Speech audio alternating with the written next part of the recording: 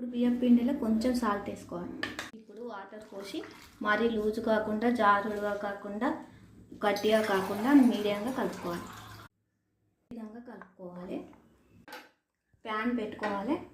Pan heat అయినాక దీనిని దోశలాగా పోసుకోవాలి. పోపు వేసుకోవాలి.